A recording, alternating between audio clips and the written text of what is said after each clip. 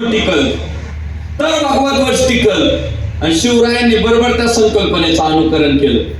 शिवरायांनी सुद्धा जातीपातीला महत्व नाही दिलं, भगव्या ध्वजाला महत्व दिलं, धर्माला महत्व दिलं. ब्राह्मणाचा बाजी सोबत घेतला, मराठ्याचा यसाजी सोबत घेतला, नागाचा शिवा काशीद सोबत घेतला, रामोशी समाजाचा आमचा बैरजी नाईक सोबत घेतला.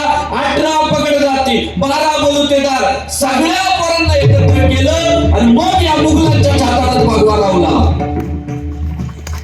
म्हणजे या परकी म्हणजे शिवरायांना 400 वर्षापूर्वी महत्वाचा मुद्दा जर काय लक्षात आला माझ्या भाई बाप्पांनो, तर हा मुद्दा लक्षात आला की हिंदू धर्मातली एक जात भगव्या ध्वजाचं रक्षण करू शकत नाही.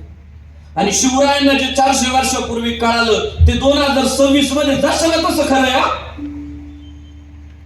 हिंदूंमध्ये जर हिंदूंमध्ये जर फूट पडली तर फायदा हा हिंदू विरोधी शक्तींनाच होतो. तुम्ही कधी बघा, निवडणुकांमध्ये पडू द्या, उद्योग व्यवसायात पडू द्या, कोणत्याही क्षेत्रात हिंदू विभागला का फायदा शत्रूला.